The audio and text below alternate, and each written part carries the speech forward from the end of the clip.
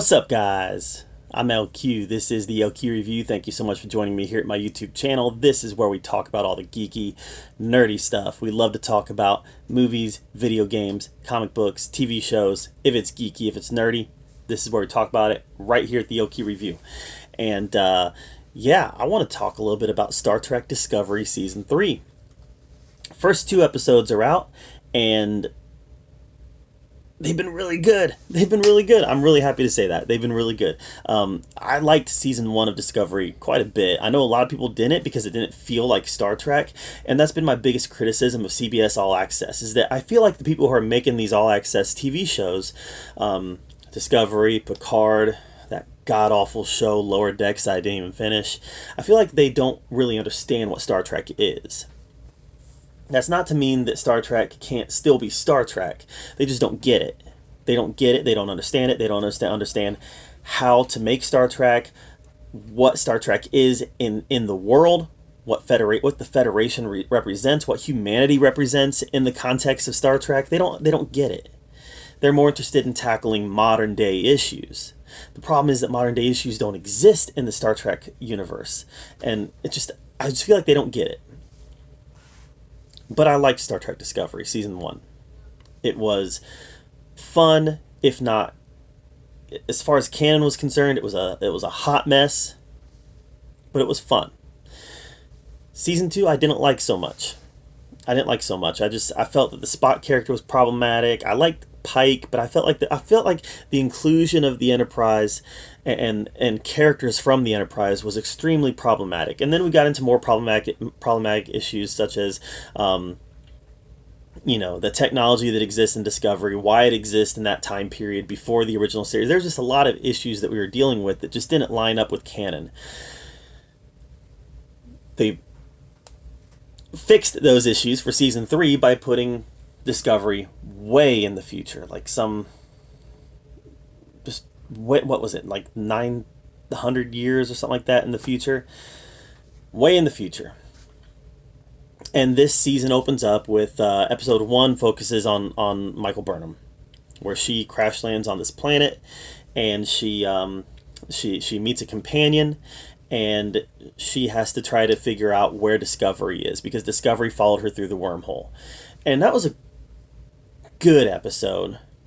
It started things off on the right foot because it had the conflict was in place, the players were in place, and what the goal was in place.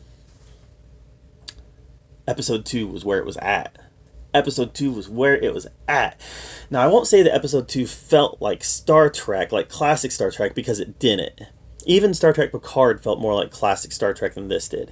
But this still had a Star Trek sense of wonder to it. This one focused on the crew of Discovery. They're crash land on this planet way in the future, and they've got to figure out how they can fix their ship to get airborne again, and they're willing to trade some dilithium to get some repairs. And they're trying to hide the fact from locals that they're from the future, but the locals see this spaceship that's way out of date, which is ironic because in the time they're from, they're, not out of date at all.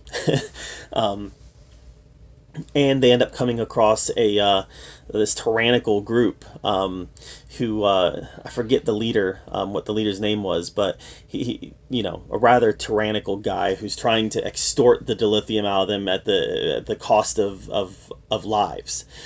And this had a certain sense of Star Trek wonder to it because they had to number one, they had to resist the urge to explore the planet. Number 2, they were trying to liberate a group of people who were being subjugated. There was just a lot of fun Star Trek themes in here that really, exploration was kind of at the center of this episode, and there wasn't a lot of exploration that happened, but it was the desire to explore and the desire to leave the confines of the ship and figure out what's going on out there. It felt more like Star Trek. I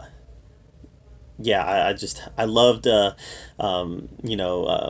Georgie. She had a great scene in this movie where she took out some bad guys. And I continue to really love the Discovery crew. I don't always love Discovery, but I continue to love the Discovery crew just because they are all very dynamic in the way they're presented. There was a side story on the Discovery where some of the crew members were trying to fix the ship itself, and I was less interested in that. I was far more interested in what was going on off the ship while they were trying to get their repairs and why they were trying to help this other group. So yeah, guys, I'm here to tell you that Star Trek Discovery Season 3, the first 2 episodes were fantastic. I didn't care for Season 2. Season 3 is off to a great start. I give it thumbs up. I'm really enjoying what we have so far. And then you got the little, not a cliffhanger, but the little tag at the end of the second episode indicates that, yeah, you know, things did not work out how they wanted it to work out. And there might be, the tag might have been a happy tag, but I'm sure that this tag is going to come with some consequences of its own, and some problems and some issues that they're going to have to deal with as a result of what Burnham has been up to. So I'm excited about the rest of the season. I think it looks great, and the first 2 episodes have been a lot of fun. And like I said, it's a nice turnaround. They kind of got away from the past, so they don't have to deal with all the canon issues anymore. And I think that's a good thing, because Discovery was in this box in Season 2, and that was where most of my issues with Discovery came, was that they were in this box, and every time they went outside the box, it didn't work for me. Now there is no box. They're able to tread some new ground. That's great. That's great. And in this new world, the Federation, it seems like the Federation is no more, or at the very least there's remnants of the Federation left, and that's a story that I always kind of wanted to see. I remember telling a friend of mine, you know, after Star Trek Next Generation, what if the Federation gets defeated and the Federation becomes rebels, like in Star Wars? And he was like, they would never do that. They would never do that. It's too much like Star Wars. It probably is too much like Star Wars, but I like the idea of the Federation getting defeated and then having to overcome an unsurmountable enemy after defeat. I don't know if that's where they're going with this, but I still find this interesting because it's different. The Federation is not this great galactic power anymore. It's either gone or it's been decimated, and I think that is going to make for an interesting story.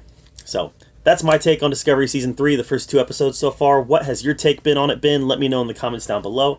Make sure you subscribe to my channel, and as always, thank you so much for joining me here at the LQ Review, where we get to talk about all the geeky, nerdy stuff we love to talk about. Until next time, we'll see you guys later.